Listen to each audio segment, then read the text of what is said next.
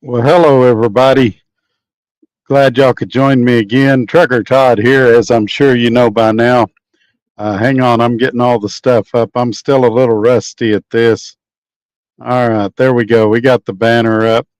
Um, Tonight's going to be kind of a weird episode. We got a lot to talk about. We just did a over 2 hour video last night. Um, I didn't mention it yesterday. I pulled a muscle in my back.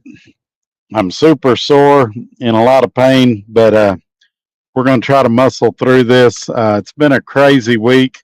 I did 4 news stories this past weekend. If y'all want to talk about those, we can talk about those. Also, this is in case you modes that I normally do on Thursday night. I say normally. I've been real sporadic about doing them, not getting them out as often as I should. And the channel's really suffered for that. We'll talk about that tonight as well. Let me know if the sound cuts out. We had some sound problems last night. The signal is a lot better tonight.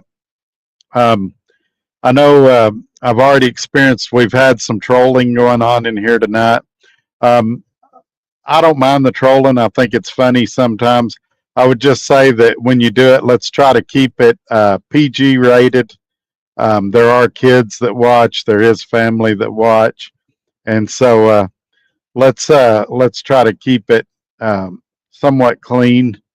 I realize we've all got varying sense of humors and things like that, but anyway, let's jump right in, and we'll get into today's topics, and then I'll circle back around and get into your comments and questions and things like that. Let's say hello to our 5 channel members. Let me pull them up. It would be Robbie Ross, Ramon, Adam, Gary Cook. I say we're down to 4 now. We lost somebody. Hate to hear that. Hopefully they'll be back. Maybe they're waiting on a payday or something. It is $5 a month. If that's something you're interested in doing, you can hit the join button below your screen there. Unless you're on an Apple product. I'm told it's a lot harder to do if you're on an Apple product. And you can find out about that. You can also hit that $sign down there next to by where you type your comments and do super chats and super stickers and all of that. And I believe that's also where you can gift memberships. I'm not real sure about that. Maybe some of the guys that gift memberships can tell y'all how to do that if that's something that you're interested in. So, like I said, yesterday I pulled a muscle in my back and on my right side. It's really painful. I didn't mention it yesterday. I figured it'd be better today.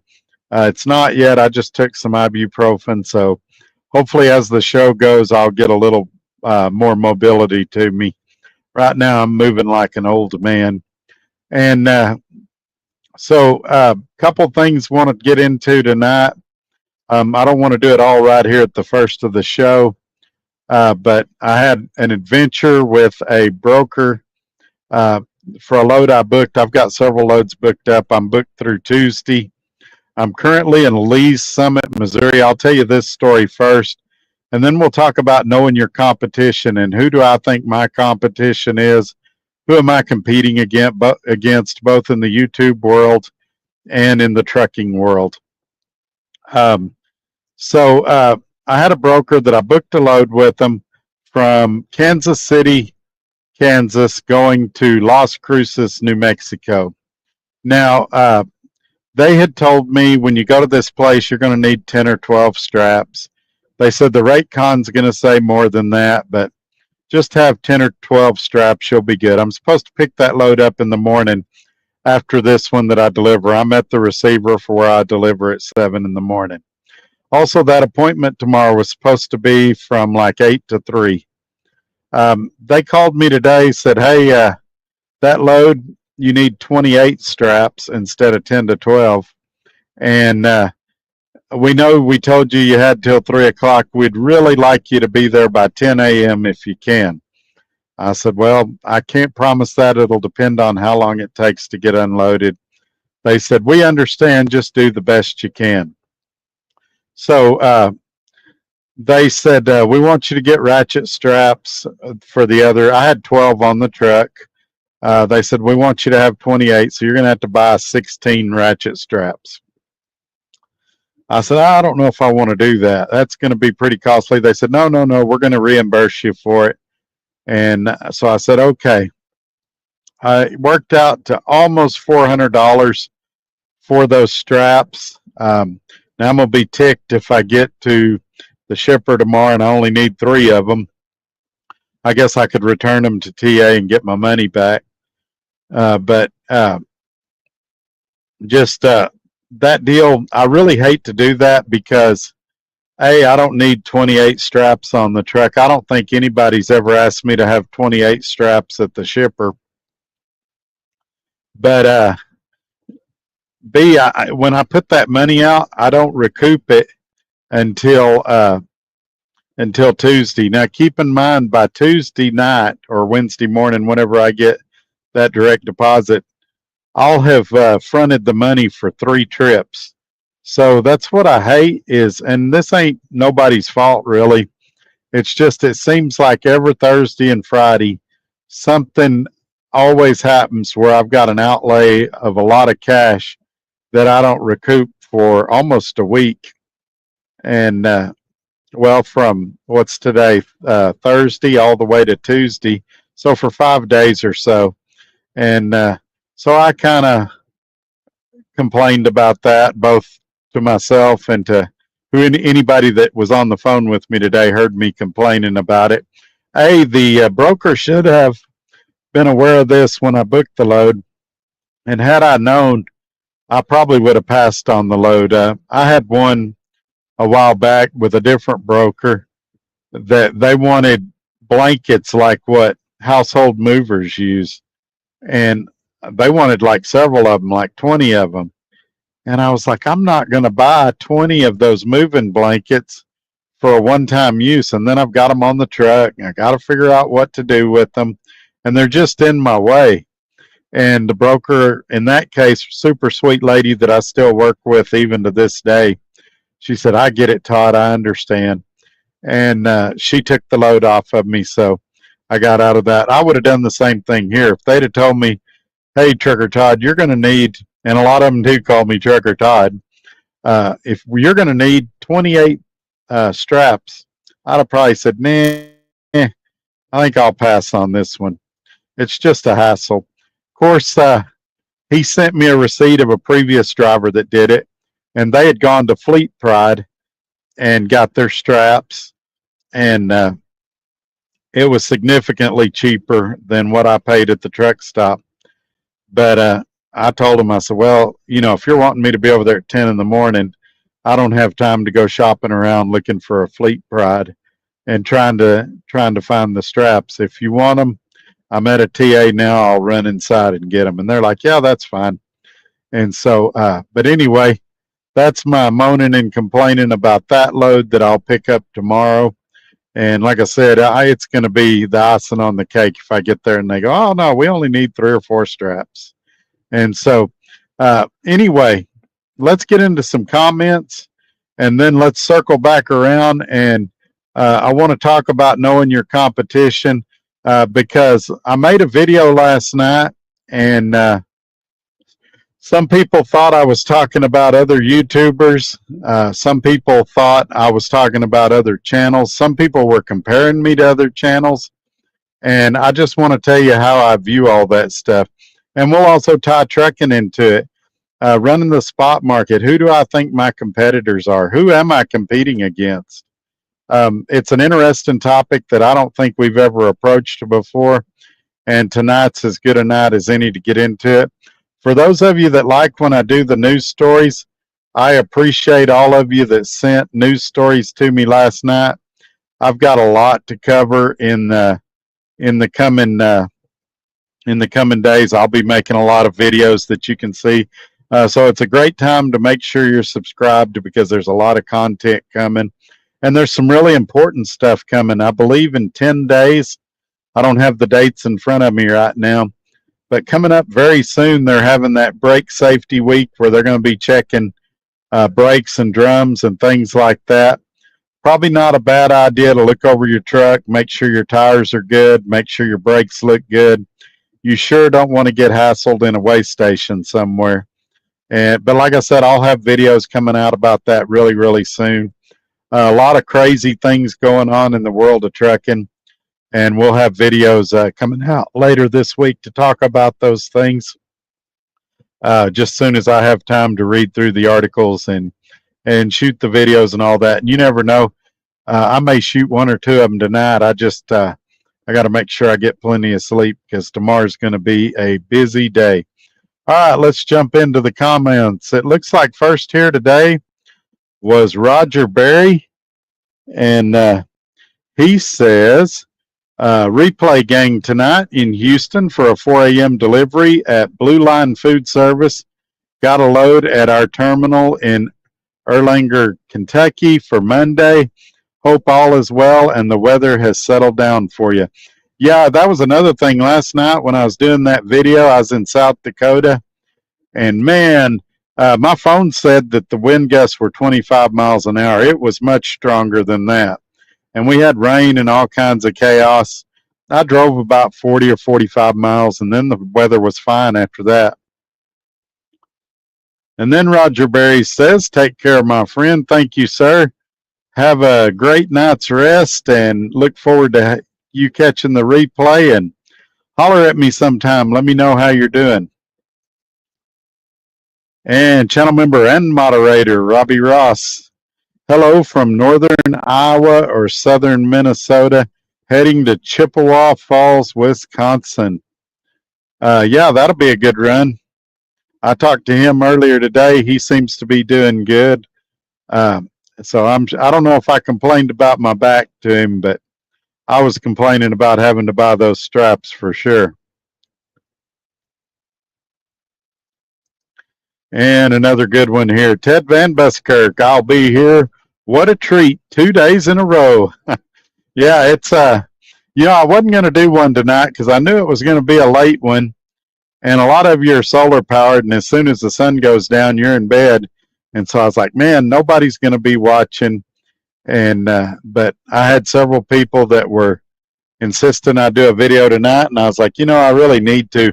If I'm guilty of something, and we're going to talk about it more in a minute, if I'm guilty of anything, it's that I haven't been consistent with the channel lately, and I need to get better about doing that kind of stuff. The channel has definitely suffered. Viewership is down. Even channel growth is down. It's still growing, but at about a third of what it used to. And so the only way to get it back is I've got to become more reliable and get more videos out.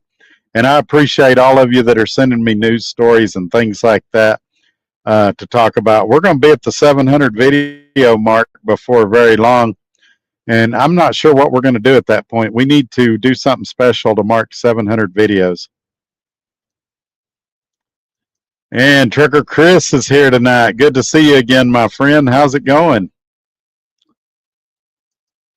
Even the superheroes have made it here tonight. We got Deadpool saying hello. Hello, Deadpool. Thank you for being here. And Ted Van Buskirk says, hello, sir. Hello, Ted Van Buskirk. Roger Berry says that background looks familiar. This background, there's actually a waterfall there. Let me scoot over and see if you can see it. There's the waterfall down at the bottom. This background got sent to me a long time ago, and I honestly don't remember who sent it to me. Was it you, Roger Berry? I've always liked it. To be honest, I didn't know where it was for a while, and I found it while I was setting up the show today, and I was like, I'm going to show it. I've also got a lot more that I need to upload. I just hadn't got around to doing it yet. Gary Cook, channel member, good evening from Franklin, Ohio. I'm delivering in the morning. I'm at the Pilot truck stop. Yeah, talk about false advertising. This receiver, I was reading the reviews. It said that they had overnight parking, which so far I'm parked here and nobody said nothing. But it said they had restrooms and vending machines. And I would say that's false. I have not seen a restroom or a vending machine.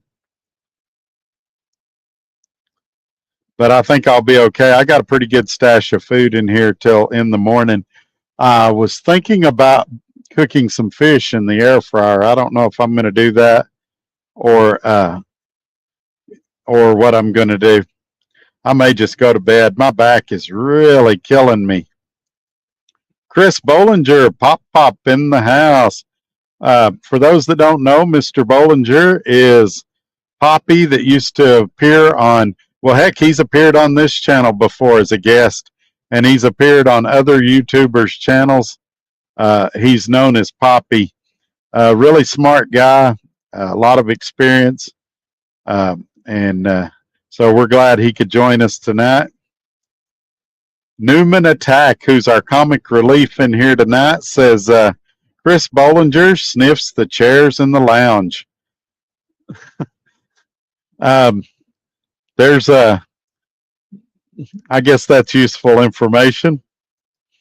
Roger Berry, I sent you that. Okay, there we go. So it was Roger Berry. Moxie Falls, Maine, near West Fork, Maine. That's where those drunk flower children women were at. Gosh, that was hilarious. You're right. Man, you know, when you mentioned that you had seen that picture before, I kind of wondered if it was you. But I do remember that. That was a pretty funny story. So they, Roger Berry, and I think it was his family, went on like a long hike to this waterfall. And there was like some drunk women out there and all kinds of stuff. It was just a crazy adventure. Gary Cook, channel member in between Cincinnati and Dayton, Ohio. I have a load of roofing shingles I'm delivering. There you go. Nothing wrong with that. Let's jump into that for a second. So let's talk trucking first. Who is my competitor in trucking? Is it fellow SRO logistics drivers? Is it other spot market people? Do I have any competitors? First of all, I would say rarely SRO logistics drivers. There's just about 6 of us right now, and we all kind of have our areas of the country we run. We all kind of do our own thing. And if anything, I think we try to help each other. I talk to different SRO drivers from time to time. One of them was trying to get me doing what he was doing. Still working on that. I don't know if I can do what he's doing from where I live. He lives in Arizona, and it works real well for him. I'm not sure in my situation how well it would work. But he's definitely got a good deal for him based on where he lives. That's the good thing about working for a smaller carrier where everybody self-dispatches, is we can all kind of do our own thing without stepping on each other's toes or causing each other any problems. As far as the spot market, truckers in general, I mean, yeah, some of that is competition, some of it's not. As far as we're all looking at the same load boards for the most part, but that's where service comes in, doing a good job comes in. I mean, if you do a good job for a broker, I had one of them in Plainview before my stroke that he made a file for me, and he would call me first before he even posted the loads. I've had that happen a few times.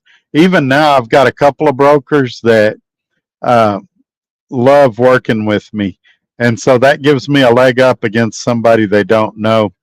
And that's why you see me posting these videos about how we've got to start knowing our value, knowing our worth, and negotiating rates that benefit everybody.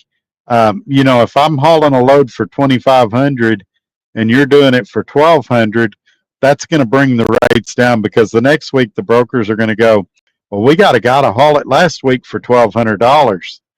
And the thing is, you can do that in the short term. I don't know if you can stay profitable very long, lowballing rates like that. So that's where education comes in, and drivers have got to learn more about trucking and what's a good rate, what's not a good rate, what you can run for and what you can't. And everybody's number's different. If a guy's got a paid off truck, his overhead's going to be less than mine. If a guy's got a brand new truck, in theory, his overhead's going to be higher than mine, if for no other reason than because of insurance. And so, in some ways, I guess we are competitors, other people that are running the spot market.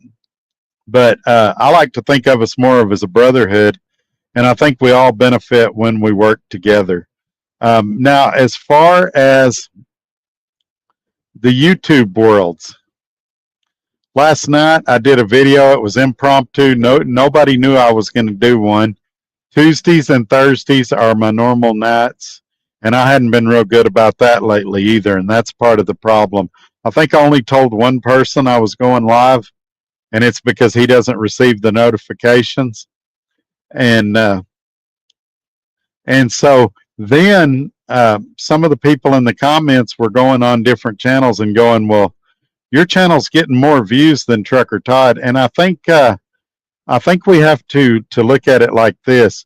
For one, that other channel where I saw that comment on had put out community posts that day saying they were going live tonight. So people knew he was going to be there.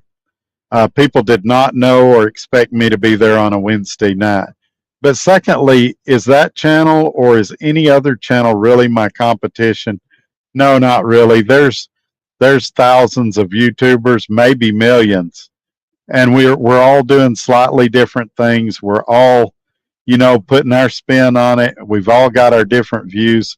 So I would argue that I don't have any competition, and the other channels don't have any competition either. Well, that's not true either.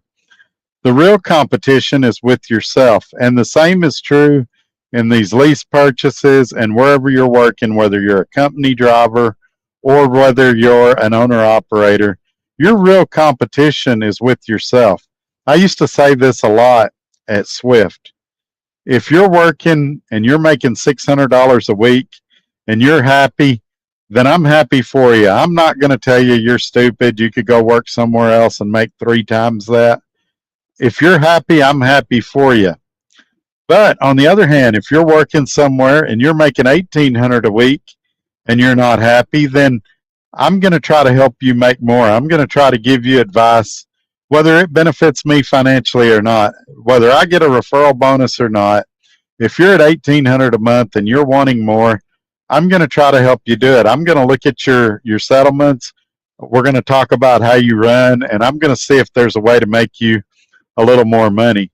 Now, if you're making $5,000 a week and you're not happy, I'm going to tell you to curb your expectations a little bit. I had a guy at Swift. He was making like $2,800 a week, and he was mad. He was ready to quit over it. And I was like, well, how much do you think you should be making? At least $5,500 a week take home, and I should be home every weekend.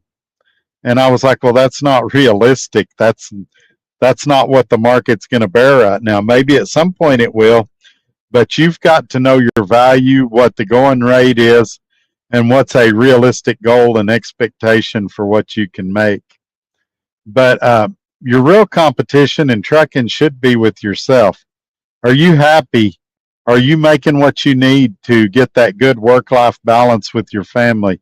I mean, you can go back to any one of my income videos, and almost every one of them says, "Hey, I'm leaving meat on the bone. You can come to this company and make more than I'm making. You can also come here and make less than I'm making." For 3 or 4 months in a row, I was the top earner, gross earner here at SRO Logistics. I don't believe I am the top earner right now, but I've got a good work-life balance of going home a reasonable amount of time and working a reasonable amount of time. And so in competition with myself, I feel like I'm doing really good. Same thing on YouTube. there's always going to be someone in the trucking genre with a bigger channel than mine. There's always going to be someone in the trucking genre with a smaller channel than mine. And I'll drive myself nuts and you'll drive yourself crazy trying to pit us against each other and see who outdid this person on this video, who outdid this person on this video. It's better to just have fun and help people. That's a lot more rewarding than knowing I had 20 more views than you did.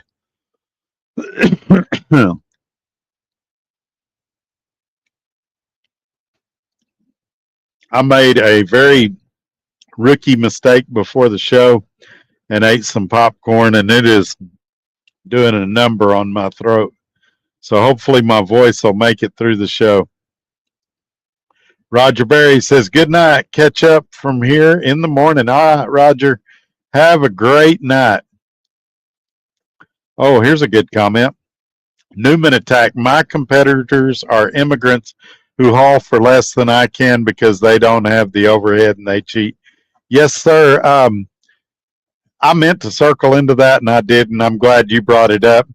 Definitely the foreign drivers coming in are competition. Now, are they long-term competition or are they short-term competition? I would argue that they're short-term competition. I mean, what they're doing is not sustainable. And like we used to say in management, we've either got to retrain or replace. These immigrants that are coming in, we've got to retrain them about what's a fair wage, and the market's going to do that. When they go to get a place to live, when they go to buy groceries, the market's going to retrain them. Or we got to replace them. We need to get them out of the country and get American citizens in those seats that want to make a good living and that want to take pride in their work. And there's no guarantee that just because they're American, we're going to get that either. I've mentioned before in videos that my wife has coworkers that their work ethic is terrible, and they can't figure out why things keep happening to them, and it's because they don't have a good work ethic. They're complaining they don't have money, but they're asking to leave work early, or they're calling in sick on the days they're supposed to work. I mean, and the truckers do the same thing. We show up late on deliveries. We show up late 3 hours for deliveries and then wonder why there's not as many loads available to us. Or we go home way too much and we don't plan for it or prepare for it. Or we ride around on bad tires or knowing our truck needs maintenance and replace one tire a week or whatever till we get our trucks fixed. And I'm not attacking anybody here. We're all guilty of it. We've all done it at one point or another, but eventually that stuff will catch up with you. That's a good comment, Newman, thank you. Mac T, there's over 2 million motor carriers in the U.S. Oh, yeah, it's tough out there. That's another thing. I've had a lot of videos I've seen lately where the sky's falling, the spot market's terrible, you can't make any money in the spot market. You should come to my company and be a company driver, or you should come to my company and do a lease purchase. The sky's falling, it's terrible, you just can't make it in the spot market. And the funny thing is, a lot of the people that are saying this have never ran the spot market. They've been on a private load board like JB Hunt or Schneider or something like that, or they've been at F2F, but even there they had a dispatcher, or they've been on the Swift load board. But to be actually on the spot market with DAT or one of those others, negotiating their own rates, signing their own rate cons, a lot of guys have never done that, but yet they're telling you how terrible it is and why you shouldn't do it. I would say right now it's been kind of up and down. I've hauled, I think, 1, maybe 2 loads this year that were under $2 a mile. I've hauled a lot of loads that are in the $2.30, $2.40 range, and several loads that are around the $3 plus range. So to there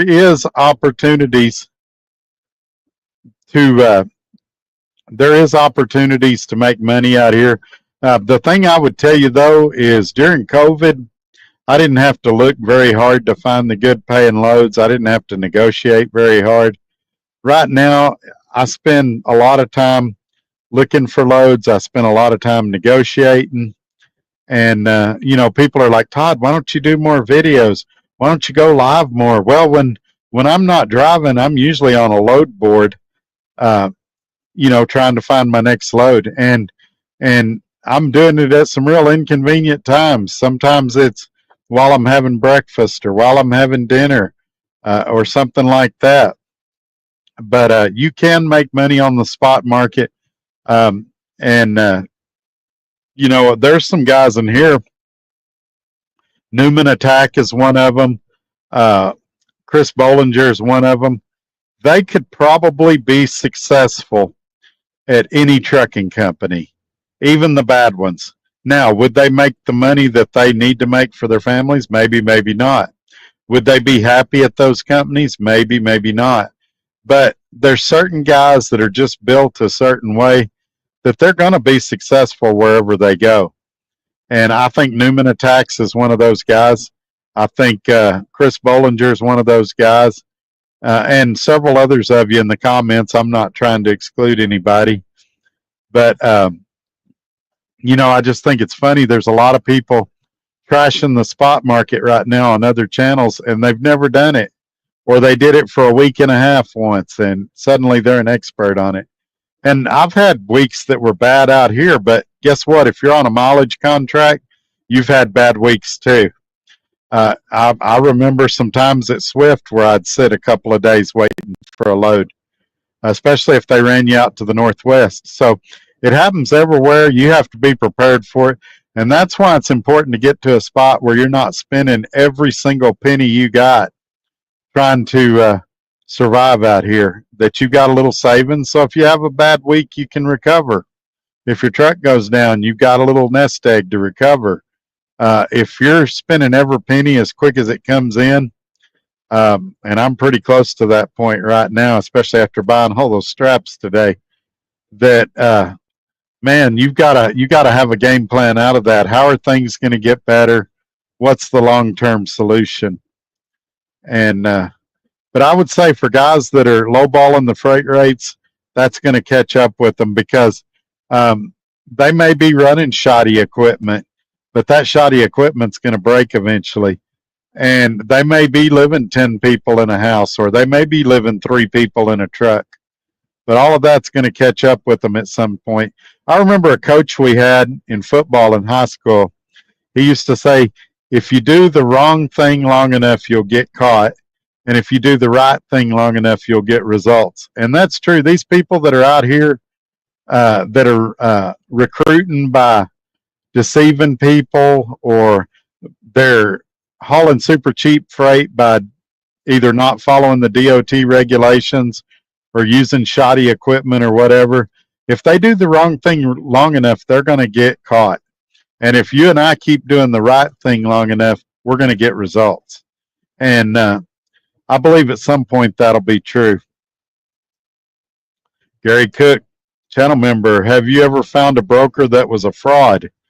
Yeah, but we run credit checks on every broker we deal with. So a fraud from the point of not paying, it's never a problem, because if they've got a problem paying, we're probably not dealing with them. And we're dealing mostly with reputable brokers, if there is such a thing. But I mean, they're all a fraud to an extent. They'll tell you, hey, Todd, I'm only making $20 on this load. And that may or may not be true. But even if it is true, if they're doing, 1,000 loads a day and making $20 a load, that's $20,000. Or 500 loads a day is $10,000. I'm not going to start playing a violin and shedding any tears for them, because they might only make $10 on the load that I haul, but they're making 300 or 400 or possibly more on the ones that they're taking advantage of, like some of these foreign drivers.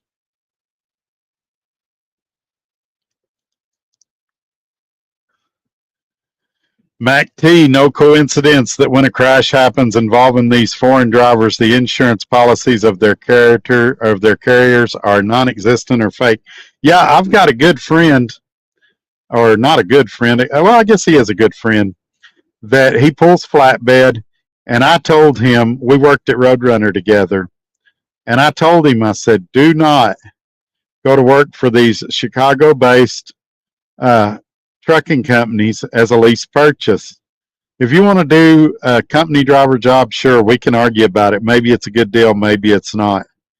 Oh, Todd, you don't know what you're talking about. They can't all be bad. There's got to be some good ones up there.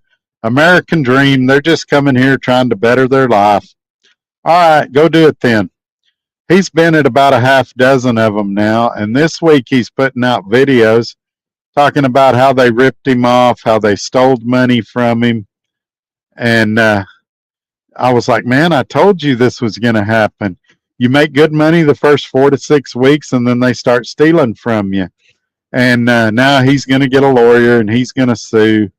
But they've already done it to him once. What they do is they just close their doors and open a new MC number, and it's the same people running the company, but the MC that screwed him over is no longer in business. So, I mean, the best thing to do is everybody steer clear of those companies. The sooner we do that, the sooner all these companies are going to go away. When it's not financially beneficial to them, they'll go away.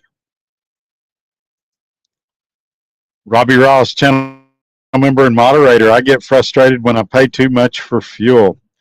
Well, on fuel, I think we're all paying too much for fuel, even if we've got a really good fuel card like I recommend, DS Advantage.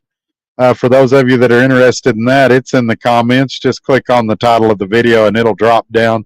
A lot of great information there. But I remember when fuel was $1 a gallon, and I've thought it was overpriced since then. What's funny is I remember when gas was 75 cents a gallon, and people said, when it hits $1 a gallon, I'm going to quit driving. I'll show big oil, I'll just quit driving when oil gets to, or when gas gets to $1 a gallon. And of course, nobody quit driving. And the problem is they've got us trained now. So if we see something where somewhere where diesel's $2.75 a gallon, we're already trained that, oh, that's a great deal, I got to fill up. And if it's over $3 a gallon, we're going, well, it's kind of high, but it's okay for this area. Man, in my world, diesel's never over $1.50 a gallon. I don't think any of us should be paying more than about $1.50 a gallon for diesel. And why in the world someone in California or Oregon would pay $4 or $5 a gallon is mind-blowing to me. I don't run California or Oregon anymore. I'm not able to with SRO Logistics.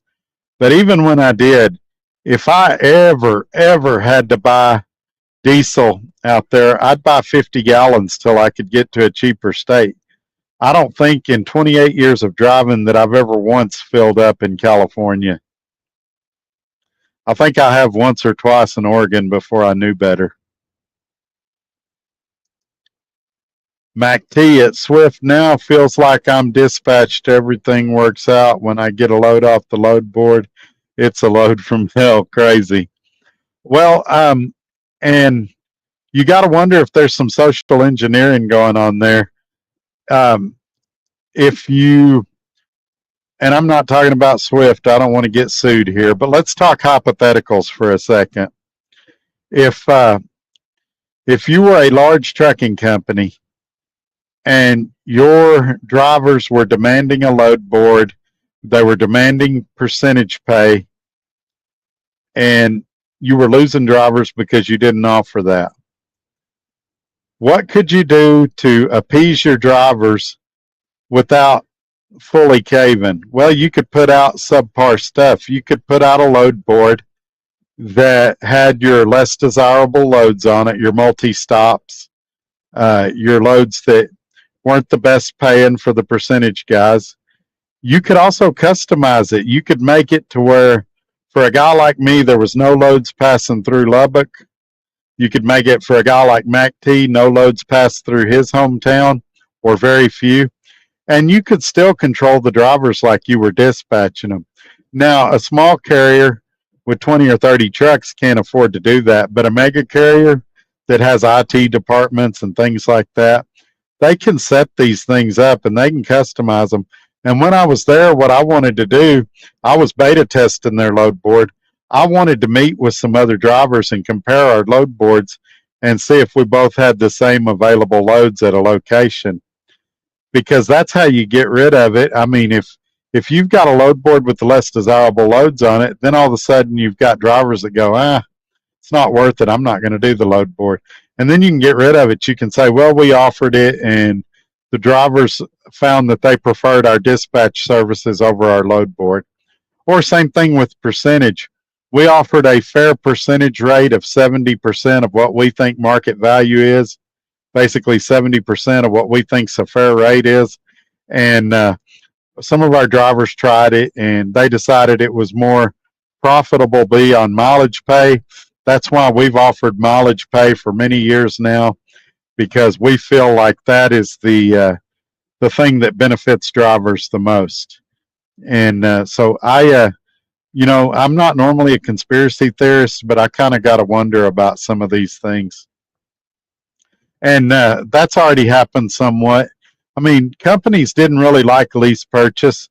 They liked it from a financial standpoint, but they didn't like it that drivers could turn down loads, that they couldn't force them to stay out 2 or 3 weeks at a time. Drivers could go home when they wanted to, things like that.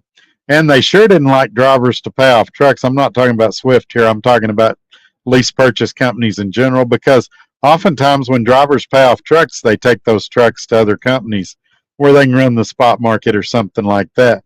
Now try to find a lease purchase. Compared to the amount of companies there used to be doing them, there's very few out there that are around. A lot of them are those Chicago-based companies. And if you're going to do those, just do them at your own peril. Mac T, the desperate drivers always saying they have no choice but to work for them chameleon companies. Well, then that should tell them something right there. Why don't they have a choice? I've mentioned in my situation that until that accident is 3 to 5 years old, that it disqualifies me for a few companies. But I mean, I've always got a choice. If something happened, if SRO closed its doors tomorrow, I've still got options. I wouldn't have to go to a Chicago-based company. And even if I didn't have options, I'd just get out of trucking until I could do what I wanted to do. I don't know how guys can look at these advertisements, look at these reviews, and think, man, that looks like a good idea. I think I want to do that. And I think what it is they're not doing their homework. They're not doing their research. They're just going, well, they'll give me a pretty truck. It's no money down. They say I'm going to gross $10,000 a week, which, spoiler alert, you're not. And gross doesn't really matter anyway. Net is where it's at. We used to have a guy here. He no longer works at SRO Logistics. He could outgross me because he stayed up in the Northeast all the time. But I guarantee you I was netting more than him because he was paying a lot of tolls. He was paying for parking. His fuel was more expensive. I would argue net is far more important than gross. Net, for those that don't know, is take-home pay. It matters more what your direct deposit is every week than what that top number is before everybody gets their cut. Gary Cook, channel member, you don't want to buy fuel in Oregon. Oregon has a completely different IFTA system. They have their own ways. Yes, sir. And for a lot of years, I didn't know that. And because the fuel looks cheap at first till they get done hitting you.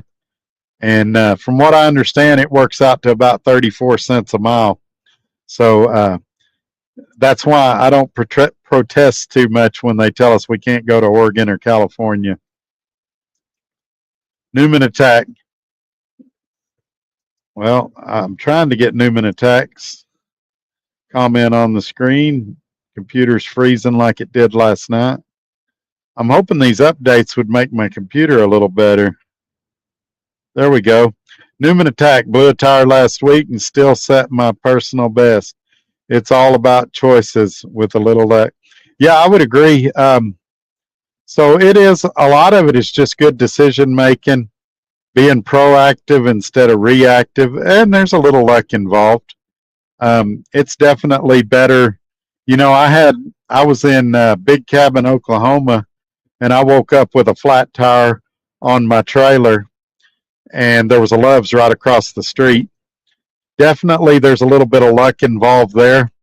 It had it blown out going down the road. I would have had a road service call and all that. Whereas being right across the street from a Love's, it was a lot cheaper. And I was on the trailer, so it was at SRO's expense and not mine. But still, I look at those things differently too. I try to save him money and try to be proactive as much as I can because you know, he's got to make money so I can make money. It's he's in business to make money. I'm in business to make money. And I believe that the pie is big enough that we can both get a pretty big piece of it. And so I'm not going to purposefully do anything to sabotage him or his equipment. And I would hope that he's not going to do anything purposefully to sabotage me or my equipment. And so far, integrity-wise, he's been good. I don't feel like he's ever purposefully tried to screw me over. All right, I had something pop up. I don't know what it is. We're going to take a look. Hey, check that out. We have got a new channel member. Hadn't had one of those in a while. Let's put it on screen. Newman Attack became a YouTube channel member. I sure appreciate you, man. Good to have you as a part of the Gorilla Gang. For those that don't know, when you become a channel member, Cash is King, who's a pretty big YouTuber himself, I think he's got around 40 or 50,000 subscribers, nicknamed my channel members the Gorilla Gang, and it kind of stuck. Thank you for that, Newman. That is awesome.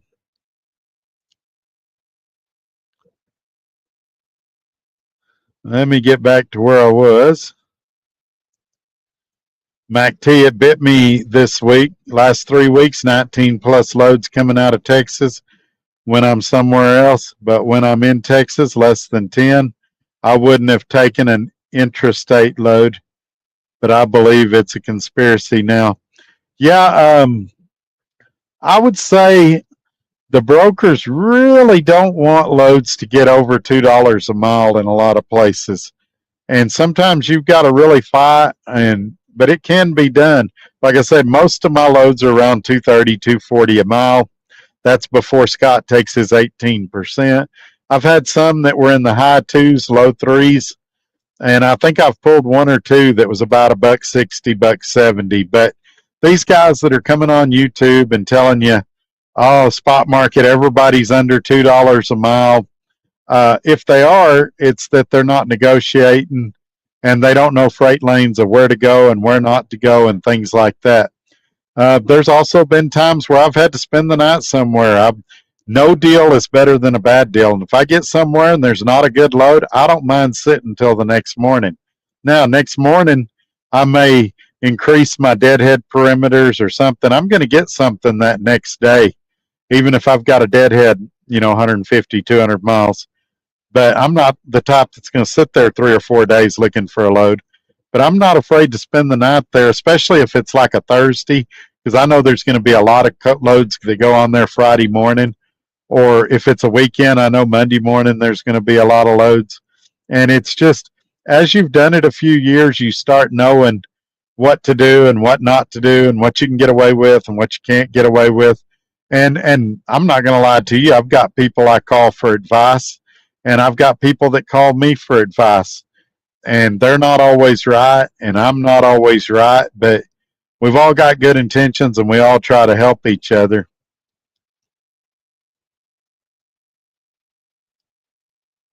All right, let's see where we're at now. MACT, I'll get done with a load and Swift won't do much, but when I call some planners, boom, I get loads. I think a lot of guys don't think of that. It worked for me. So let me tell you about Swift for a second, what I did. When I was there, I found, and I had a great dispatcher out of Oklahoma City. He was better than most, but a lot of times he didn't start looking for my next load until I was either at the delivery or I was a couple hours away from the delivery. And his logic was, well, what if you break down? What if you have a blowout? Then I'm going to have to cover that load I put on you.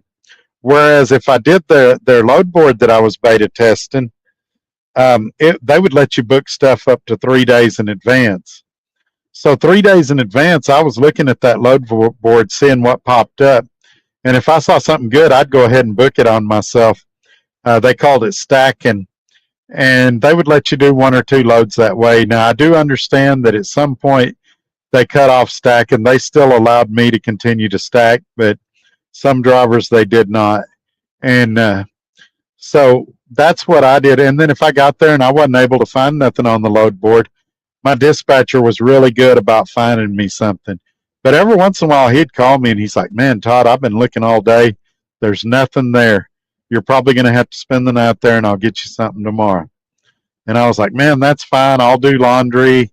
I'll clean out my truck. And I don't mean clean out like quit. I'll sweep the floors, clean up a little bit, things like that. It's fine. I'll make videos. I was doing YouTube a lot back then. And so it worked. But yeah, that's the best use of the Swift load board, is to start looking a couple of days in advance. And then if you don't see nothing, and if you don't feel like your dispatcher's responsive, then call the planners, build relationships with the planners, and call them to where they know you. And a lot of times they'll go to bat for you. I had to do that once.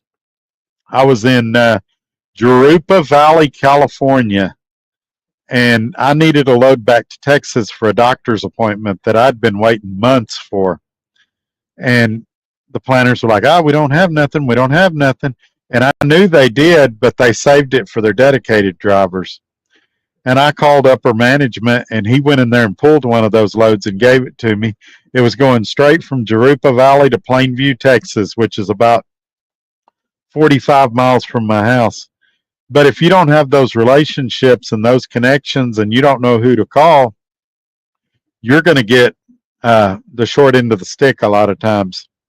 And another guy, he's at a different company. He's at Dart, but his name's Robbie Ross. You'll see him in the comments. He's really good at networking with his company. He doesn't do it every day, but if he's in a situation, if he needs some help, he's made enough friendships in the office that he can make some phone calls and get a favorable outcome usually.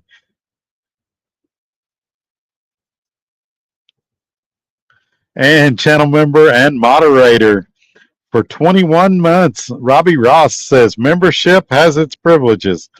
It used to have a lot more privileges, and we're getting back to that. When we do get the merchandise going, you guys are going to get some free merch when it comes out. So I haven't worked out all the terms and everything, but it's going to be that after you've been a member for X number of months, you're going to get something. People like Robbie Ross, that's been a member for 21 months, he's a shoe-in. We'll probably make it 4 or 5 months, something like that, and then you'll be getting some merchandise out of the deal. It's going to be a little bit of fun. I'll have to get people's addresses and stuff, but that's the plan. It's been the plan for a couple of years. I've ran the numbers and it just makes sense, as some would say. Mac T, only having issues with the load board like many are. Yeah, it's funny because, you know, I still watch some Swift videos, and I still have Swift drivers that contact me, and some of them publicly will say, oh, the load board's great. It's the best thing to ever happen to Swift. Use my referral code. And some of them will say, nah, it's still got its problems. It's not that good, but I'm hoping it'll get better. And I think the truth is somewhere in the middle. It took them, 3 years to get what we got now, or what you have now at Swift. And it's definitely better than it was when I was beta testing it. But I think it's It's got a ways to go, and I don't understand what takes so long unless you've got something to hide. And I'm not accusing Swift of anything. I'm saying I don't understand. It looks like to me that you could migrate all your loads over there. It would simplify everything for everybody. But it looks like you might not want to do that because there'd be a lot of office people. I mean, instead of having one fleet manager manage 30 or 40 drivers, if people were self-dispatching, you could have one fleet manager manage 100 or 150 drivers. And so I'm sure that there's some water cooler loyalty there, that they don't want to lose office staff, people that are their friends, people they go to lunch with. But it shouldn't take years and years and years to migrate those loads over. And even if it does, when you input a new load in the computer, input it into that new load board. I mean, it's real simple. And if you're doing what I suspect they are, where they're geo setting it up to where if you live in a certain area, there's no loads in that area, they can still do that. You can, because they do it now with weather. If there's bad weather in a certain part of the country, they'll send out a message on your ELD. Hey, tornadoes in this area, high winds in this area. And it doesn't go nationwide. It goes to the people in those areas. So they've already got the technology. They've already got the ability. I don't have any inside knowledge. They may not be doing any of those things, but it sure makes you wonder. I don't think his comment ever went up. There it is. That's Mac T's comment. That is true. Channel member and moderator Robbie Ross says, you've received merch from me. Yeah, Robbie Ross sent me my favorite shirt. I like it so much I don't even bring it on the truck because I'm afraid it'll get damaged. He got me a Dak Prescott Dallas Cowboys jersey and got the color I like and everything. And I'm grateful for that. That's one of, I've received a few gifts over the years from this channel, but that's one that you can ask anybody that knows me personally. I guard that shirt with my life. And I've had some experience with it. I was wearing it to my wife's work one day, and one of her coworkers came up to me and just started crying. I said, what's wrong? And she said that her mom used to have a Dak Prescott shirt just like that. And she said when she saw me wearing it, it brought back a lot of memories. And I was like, oh, I'm sorry. Would you like me to take it off or something? Because I wear a shirt under it. And she's like, no, it's fine. She said, I'm really glad to see you wearing it. I really appreciate it. And I go into stores and stuff around Lubbock, and people will say, hey, man, I really like your shirt. And I say, well, thank you. It's my favorite shirt. And I've wore it to church a couple of times and family gatherings and things like that. But yeah, I'm really grateful to Robbie Ross for his friendship and for the shirt. He's been a friend all the way back to my Roadrunner days. And loyalty-wise, he's been a very loyal friend. I've had a lot that's come and gone over the years. A lot of them go when we work for different companies and they don't think I can help them anymore. And those are the ones you hate to lose. But even when we've worked at different companies or our lives have gone in different directions, we've stayed in touch, and he's been a really good friend. And there's a few others of you in here that are in a similar category, that we've been friends for a few years. And even when I had my stroke, you stayed in touch. You'd call, you'd ask about me. And I'm grateful for all of you. But man, that shirt, I would wear it to AT&T when I worked there, and people would comment about it.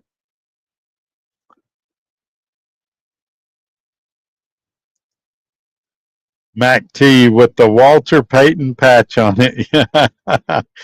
Yeah, I like Walter Payton, but I don't have any Walter Payton patches.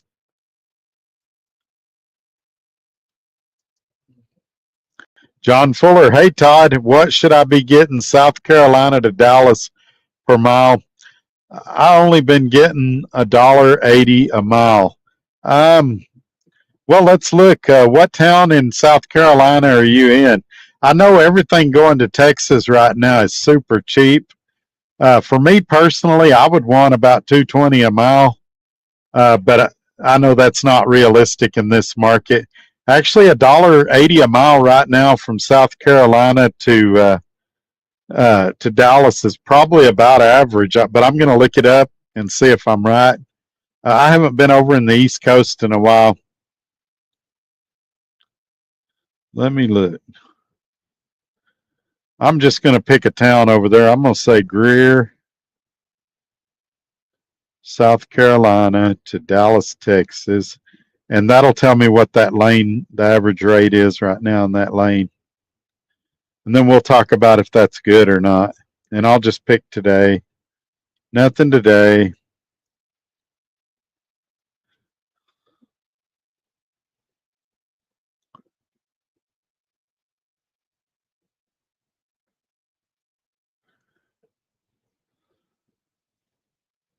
So it looks like right now the average rate for that lane is 1723, about like I was thinking.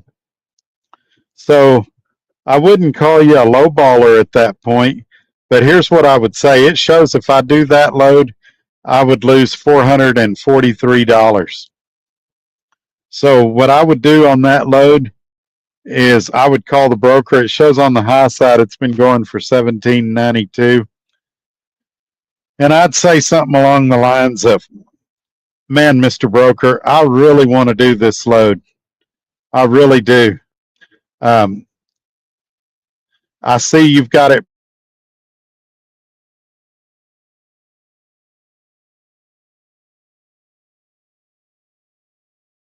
diesel and things have gone up lately. It shows I'm going to lose $443 on that load. I know that you probably can't give me 443 more dollars. I get it. But could we meet in the middle? Could you give me 250 or 300 more? And that's how we inch it up. He's going to say, no, I can't do that. I can give you 100 more. I can give you 150 more. All right, I'll take it. Now that right there is going to get you above that average. And it's going to be 150 more than what you've been getting. And then the next time you're there, you rinse and repeat. Hey man, I've been looking at this. I see you've got the load for 1950. Normally that's a really fair rate. I would love to do it for that, but man, my expenses are just killing me. Could we get to 2150? No, Todd, I can't get there, but I could do 2100. All right, I'll take it. And that's how we inch them up. They're not going to go up $500 a time. So you get 150 here, 100 there, things like that. I wouldn't categorize you, John Fuller, as a guy that's hauling lowball freight. It looks like you're hauling it at about an average rate. But I would just encourage you, every single time you talk to them, try to inch them up a little bit.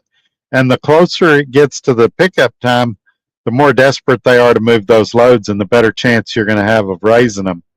But the better chance you're going to have of somebody stealing it out from under you too. So right now, Texas is really, really tough. Now, the good news is once you get to Texas, you can probably get a pretty good load out. So what I would say in your case is try to figure out what your cost per mile is, what it costs to operate the truck, and figure out if you can pull it for $1.80 a mile and break even or make a little bit. And then know when you get to Dallas, you're going to need to hit a home run to make it worth your time. And then each time you go out to South Carolina, just try to bump them a little bit. Even if it's only $50 or $75, it brings those averages up. And that's what it's going to take. But that's a great question, by the way.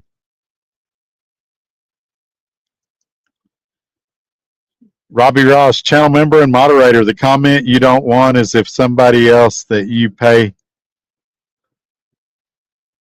Prescott stop throwing interceptions.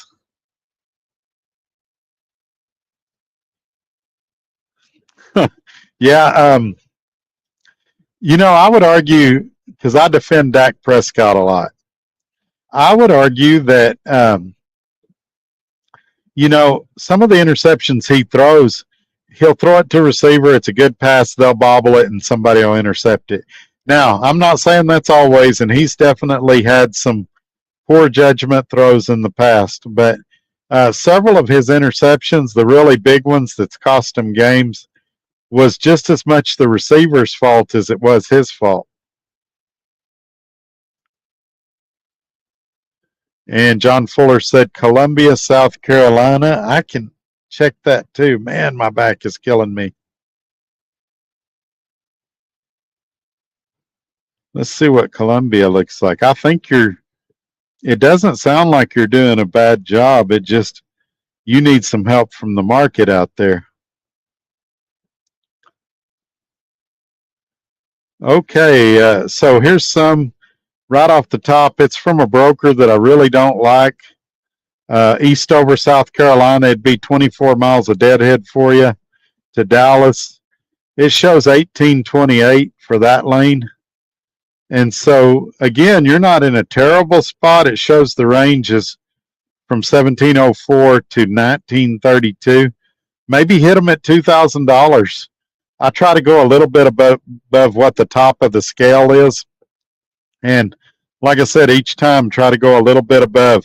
They're probably going to shoot back 1850, but even if they do, that's $50 more than you were going to get for, you basically got paid $50 for asking a question. And it's one of those deals that if John and I are the only ones doing it, we're not going to make a difference. But if we all start doing it, if the brokers start seeing, man, every time Todd calls, every time John calls, every time Newman calls, they're saying this load should pay $1,850 to $2,000. Maybe we've underbid on it. We're going to have to go up. I had that happen on some peanut loads in West Texas.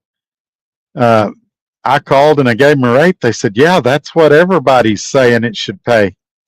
Well, you may have to go back and hit the shipper up for a little more money, because 1,000 Romans can't be wrong. If everybody's saying this is what it costs to move this load, then that's what it costs.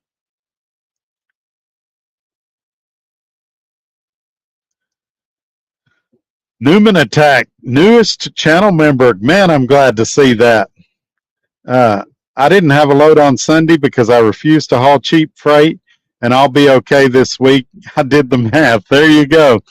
You ran the numbers, and it just made sense. And Sundays is a tough day anyway, unless somebody's load break or somebody breaks down on the way to get a load, and the broker's just needing to cover a load or something like that. Usually, all that's there is a couple of loads that nobody wanted to haul because they were too cheap. If you see something there that you like, usually you can wait till that Monday morning, and that rate's going to go up because the broker starts panicking. Hey, we didn't cover that load. So the odds of me booking something on a Sunday are pretty rare, and I'm more likely to do like Newman said. I'm more likely to, just go ahead and take a 34 if the weekend is I haven't got anything, or maybe I got unloaded early and I don't have another load after that. But usually the weekends you don't run real hard on the spot market anyway.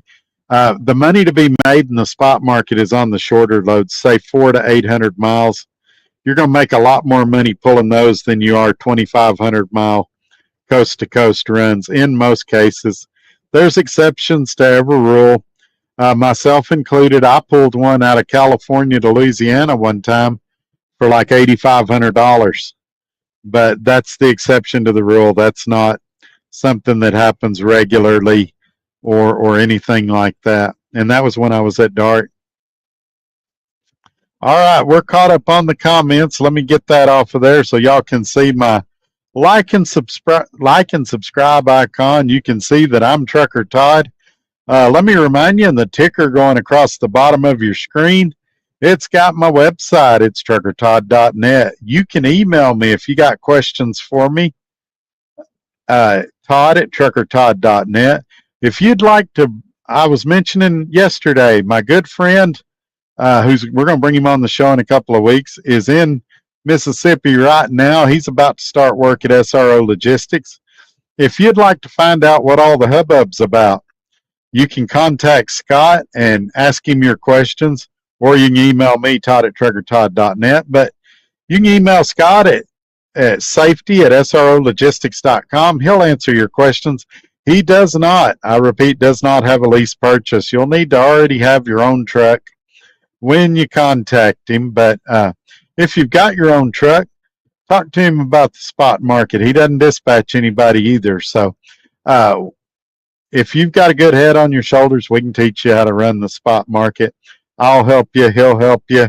Other drivers that work there will help you, and we'll get you going strong. But yeah, that's that. Also, give this video a thumbs up and share it on your social media platform. Tell your friends. We try to do this on Tuesdays and Thursdays, and occasionally at other times throughout the week.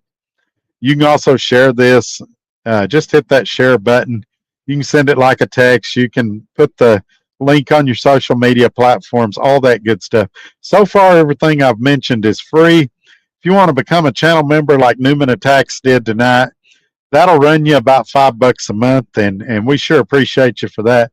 There's also super stickers that you'll see like Robbie Ross do sometimes. Those are also muchly appreciated. I don't have any hats or coffee mugs yet. We're going to get those out at some point too, so be looking for that. I know y'all been looking for 2 years. It's kind of like the Swift load board. It's coming. It just takes time. But it just makes sense. And I've ran the numbers, and I got to tell you the truth. It's been the plan all along. There's a lot of inside jokes there. My craziness is just for the inside jokes people. Hey, looky here. We're going to get back to the comments. But speaking of super chat, this is a super sticker from channel member and moderator Robbie Ross. $20. Thank you so much, my friend. I appreciate that. You guys can see he really is a good friend. He's very supportive of the channel. He'll call me and give me pick-me-up talks and things like that. Like I said, very possibly one of the loyalist friends I've ever had. Good guy. Thank you for that, Robbie Ross. Let's see where we're at here. I think this is where we're at. Robbie Ross, channel member and moderator. Words I learned from my car sale days. That just doesn't make practical business sense. Yeah. Well, the problem you've got is there's a lot of people both in the YouTube world and out of the YouTube world that have no business sense at all. And I'll give you an example. I had a guy at Roadrunner that came to work there, and they had a deal at that time, I don't know what it is now, that your first 6 weeks, you didn't have a truck payment on their lease purchase trucks. And I was pretty influential at Roadrunner and at Swift and at Dart. And he went home for 6 weeks. He worked 1 week out of a total of 7 weeks. And he called me and he said, hey, Todd, I need you to do me a favor. I said, sure, man, what can I do for you? And I don't even remember his name now. I think his name was Bill. He says, they're getting ready to start taking out truck payments, and I wanted to see if you could get them to extend it another 3 weeks or 4 weeks or something like that. And I was like, all right, what's going on? Truck breakdown? No, I've been at the house. Really? Something wrong? Yeah, well, right after orientation, my sister got married. I said, okay. He said, and then I had to load my stuff in the truck. And I said, okay. And he said, I had to hook up my CB. And I said, okay. Did that take 6 weeks? Well, no, but, I had stuff I needed to do around the house. Well, why didn't you do that stuff around the house before you went and signed a contract for a truck you was going to start paying for in 6 weeks? I was like, I'm not going to make that call for you. They're going to laugh me out of the office. Now, had your truck been broke down for the whole 6 weeks? Yeah, I'd have made a call. We'd have got your payments moved. If you'd fell and broke your leg, I'd have probably got some payments moved. We'd have worked something out, or you'd have paid it out over a longer period of time or something like that. But you want me to call them and tell them it took you 6 weeks to load your truck and your sister's wedding? How long was the wedding? Normally weddings are less than a day. They're a half a day or something. So I was like, no. And he's like, Todd, I don't understand why you wouldn't try to get me more time. And I was like, because I've got ethics. I'm not here to take advantage of you, but at the same time, I'm not here to take advantage of the company either. I'm not going to call and advocate for you when you didn't even advocate for yourself and get out and work. And there's guys like that. That guy had no business sense. And there's guys out here like that, well, I'm an owner operator, so now I don't have to work. And the truth is, when you run a business, you work harder, especially if you're in a high risk business like the restaurant business. Owners of those businesses often work between 80 and 100 hours a week the first 5 years just getting their business off the ground. And if you think you're going to work Monday through Friday, 8 to 5, and be off on the weekends in a lease purchase, it's probably not going to happen. Now, it may get there at some point. You build a customer base, you get your truck paid off, the company you're leased onto gets a good dedicated deal. Maybe it happens for you. But there's something to be said for earning your stripes, for paying your dues. And Chris Bollinger, I'm hearing modern day YouTubers say the best way to be profitable is to run your tractor tires until they blow. If you think about it, it just makes sense. Oh, man. I'm sorry, folks. There's a lot of inside jokes going on tonight. So let me see if I can pivot from that, because you got me laughing now. A discussion came up recently about recaps, and I had a bad experience with Love's recaps. I used to run recaps a lot. They seem to be okay as long as you religiously check your tire pressures, and I mean every day. But I bought some from Love's, some recaps, and about after 3 or 4 months, the sidewalls, I guess they used old casings, started dry rotting.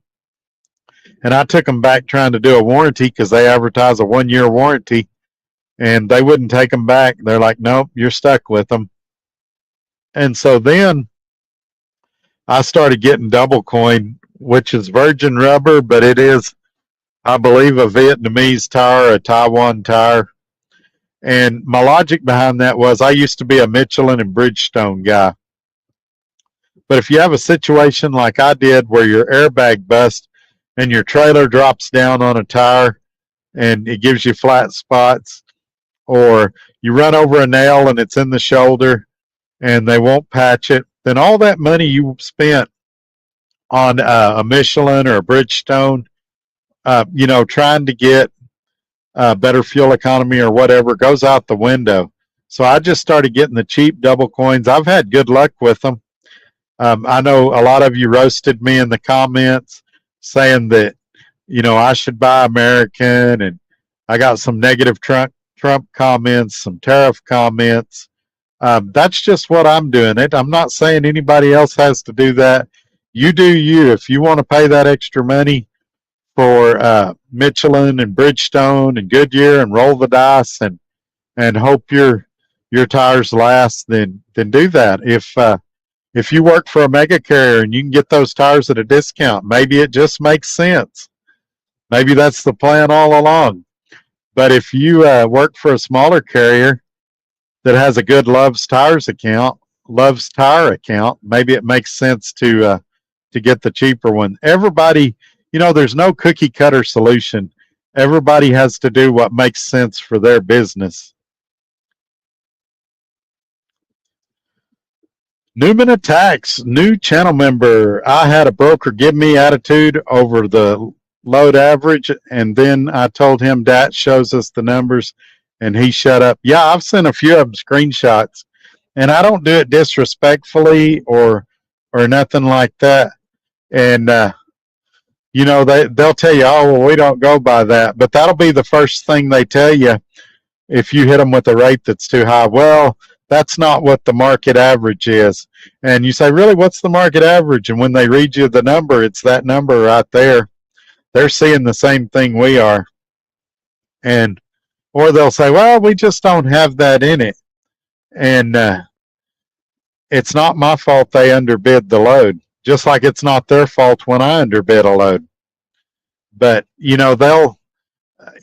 these people, the thing that they say now a lot too is, well, we have drivers that haul it. I had one all the time the other day. He told me, well, I have drivers all the time that haul it for 1,200. I said, well, it's 2 hours before that load's supposed to pick up. When do you think that driver's going to call you?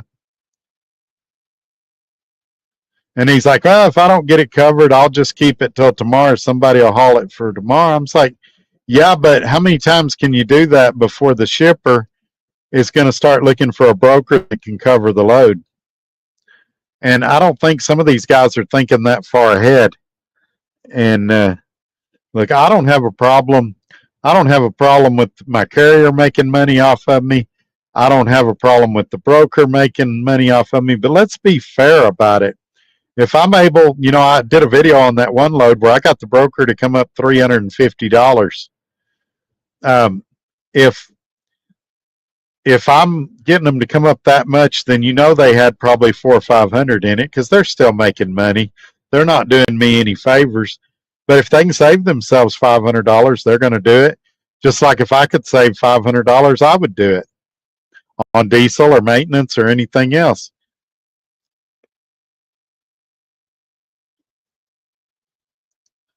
Delon is back. Good to see you again, my friend. This 2 nights in a row. Good night, Todd, coming from PA off I-84. All right, man. Thanks for stopping by. Good to see you again. Newman Attacks channel member. Todd, have you had any Bojangles lately? Yeah, I think I was talking to y'all on the phone the other day. I've had Bojangles lately. I have not had White Castle. Something else I want to say on here. I believe I've unblocked just about everybody that was blocked. So if for a long time you haven't been able to comment on here, you've got a new chance. Come on here, leave your comment. Hopefully it's not something crazy, and we'll bring you back into the fold. Chris Bollinger, I run the numbers. If you run them until they blow, you only have to buy one at a time, and you get the max out of each one. It just makes sense. Yeah, you also get to pay road service, but the YouTuber you're talking about, I don't think he calculates the road service fees on there. But he works for a big carrier, and he gets big discounts, and so it just makes sense. Newman Attack, channel member. I can teach people how to run the board and run the numbers. We can make it make sense. I'm not lying. Yeah, but Newman, in order for them to teach you, they need to use your referral code. And you need to say that at least every 30 seconds, that you'd be happy to help people, but they got to use your referral code. Gary Cook, channel member, I got to get some sleep. I need to be up early, so I'll catch you later. All right, Gary, my friend, have a good night. We'll catch you later. Newman Attack, channel member, use my referral code at SFI and F2F. We'll make some real money. Yeah, I think especially that SFI referral link would be a gold mine for a lot of YouTubers that have SFI trucks. I'm really surprised more people don't promote SFI than what they do. And one more thing on Newman Attacks. He's really, really successful over there at F2F. And that is that's the secret to great recruiting. If Newman Attack had a channel, people would be able to see the excitement in his voice and how happy he is over there. And that'll recruit people a lot faster than making up fake numbers and lying about your successes at a company. And I'm not saying that anybody is or is not doing that on YouTube, but let's just say it's happened. I can think back to some cowboys at Hirschbach and some people at Swift and things like that. John Fuller, I've been running Ironhead tires on the trailer, 230 each. Virgin tires, good rubber. I put them on myself. Wow, where do you buy those Ironheads at? That's a TA tire, isn't it? And I think it's only at certain TAs. While he's typing his response, give you guys a few seconds for the rest of you to put your comments in there. I'm going to switch my background again real quick. If I can remember how to do it.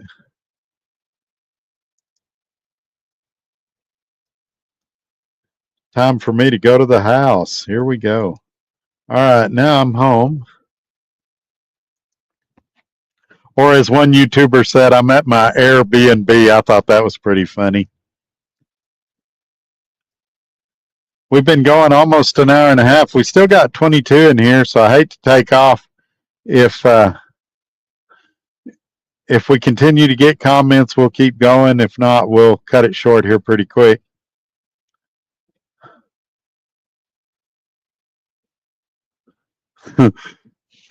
This joke is kind of borderline. I'm gonna go ahead and put it up though. Forgive me, everyone.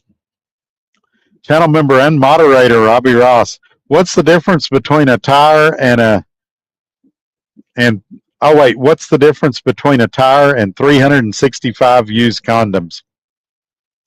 One is a good year, the other is a great year. All righty then. John Fuller, I'll get the receipt. Hold on.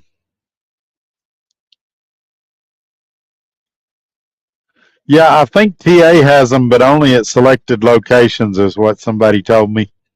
And I've had several people, when I bought my steer tires a few months ago, several people said that those Ironheads was great tires.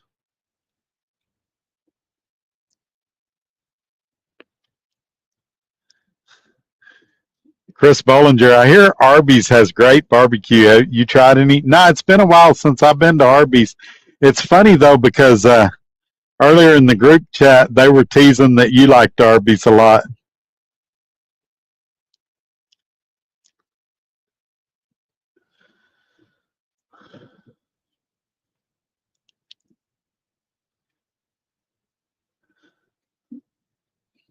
I got to get to Arby's. I hadn't been to one in a long time. I got all those chain places, Arby's and White Castle and Bojangles. I had Bojangles probably about a week and a half ago. Man, it was good. I hear there's some YouTubers that are obsessed with Bojangles. If you go to Bojangles, make sure you use their referral code. Whatever you do, use their referral code.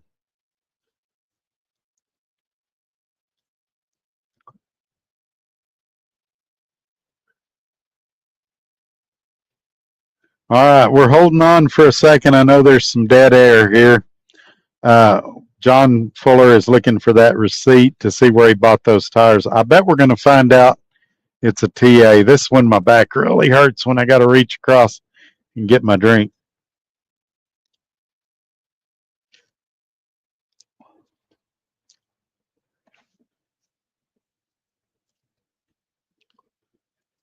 Okay. It was C&A Mobile Repair Service out of Augusta, Georgia. Is this a shop you normally use, or was it your first time there?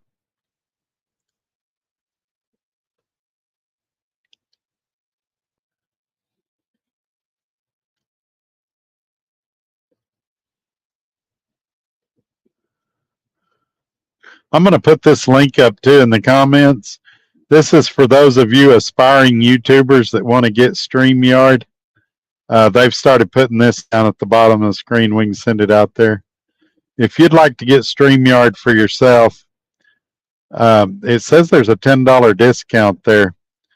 It's still overpriced, but it's a pretty good service if you want to stream or do things like that.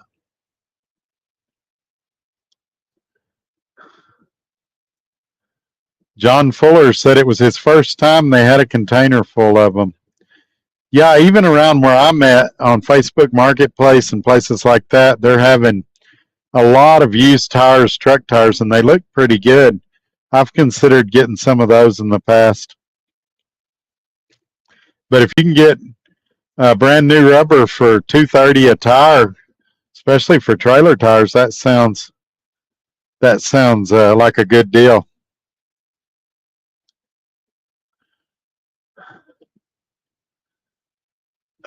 Chris Bollinger says Gulfport ain't never looked better than tonight. Did you end up going to the truck stop you was originally planning to go to, or did you go to the one I recommended, or did you go somewhere else? Get an early start on orientation. Delon says, I've always had good luck with Love's recap tires. On the other hand, TA, in my opinion, is the worst when it comes to recap. Yeah, I would agree with that. TA used to have really good used tires, and I don't know if they still do that, but TA recaps just seem like trash. And I went through about a year where I had real good luck with Love's recaps, but it kind of soured it for me when those ones, the sidewalls started dry rotting. And I mean bad. It was very noticeable. John Fuller said, these are brand new. Yeah, that's what I was saying. It's instead of getting used ones at a TA or recaps at a TA that are questionable at best, you're getting brand new ones for $230. I'm not aware of a cheaper deal anywhere. That's a pretty good deal, and you're saying you're having good luck with them, so that's awesome.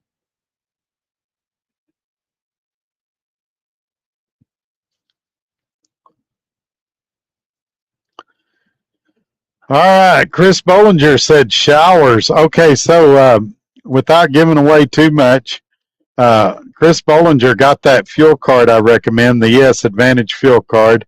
There is a link in the description if anybody else wants to get it. And one of the perks of that card is you get 2 free showers a day, and you get drink refills for free as long as you got your own mug like I do. You also get really good fuel rates. The downside of it is, because everything has a pros and a con, is that the loading fees are a little more on the expensive side.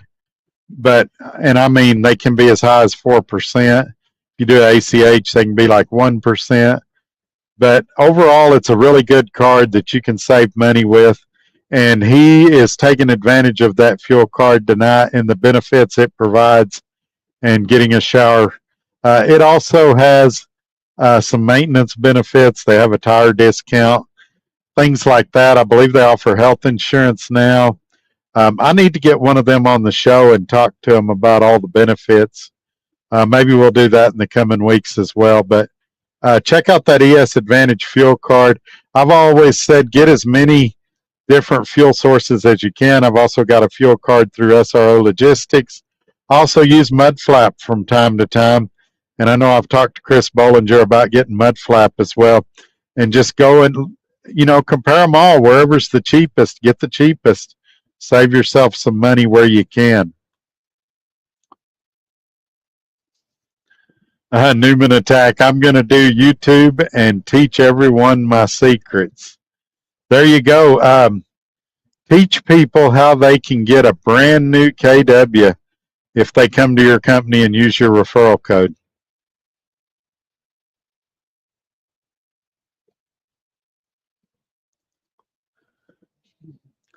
And Newman Attacks channel member, use my referral code at SFI and F2F.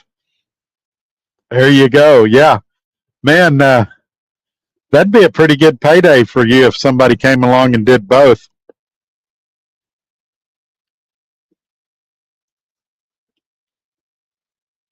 But the difference is, Newman and I are joking back and forth here.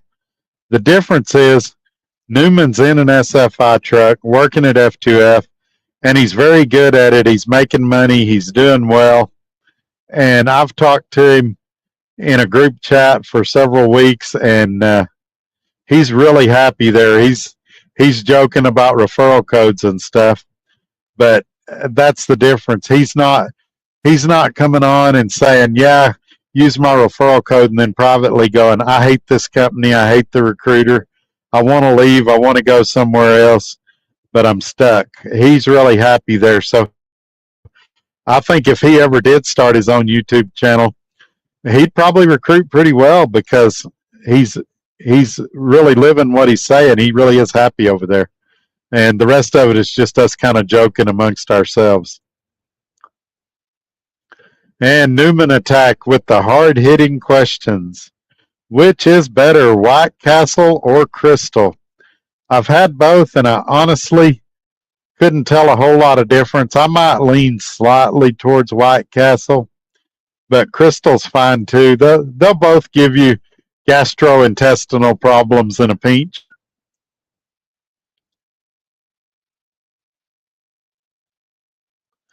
Chris Bollinger, can I get on a Zoom call, Newman? Yeah, I think the two of y'all should do that. Zoom call. I got invited to a Zoom call earlier today, and let's be realistic. Nobody wants to see my ugly mug. You guys watch on here, but most of you like put your phone face down or something, and you just listen to my soothing voice. Some of you have said that your wives go to bed listening to me, and that your wives find me soothing, things like that. To each their own. Whatever you do in your house is between you and your wife. But I'm glad my voice can soothe you. Gary Cook, channel member, doing some clarifying here, says Iron Man is a TA Petro tire. That's what I was thinking. And it may have been Gary Cook that told me that originally. What I'm wondering is how this CNA mobile repair shop in Augusta, Georgia, was able to sell TA tires. Maybe that's what's going on. Maybe they've got an arrangement with TA. Maybe they bought some surplus TA hat or something like that. Newman Attacks, channel member Fly Rabbit mentioned Zoom to me. Are you stealing his ideas? No, I'm not. Chris Bollinger mentioned doing a Zoom call with me earlier today. And I told him, you guys see my face enough on here on these live chats. But, Fly Rabbit has a lot of good ideas. And so, I don't know, maybe a Zoom call with him would be worth it. It just makes sense.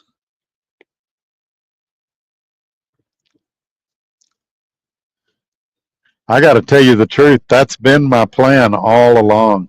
Everybody knows me, knows that that's what I wanted to do. All right. Speaking of knowing what I want to do, we're caught up on the comments again. I do have a 60-second timer on there, but if it's been 60 seconds, put your next comment up. Let's keep this going for a little while. Last night we went a little over 2 hours. We're creeping up on 2 hours now. Let's get up to the 2-hour mark at least, and then let's all go have a good night and deliver our loads bright and early in the morning.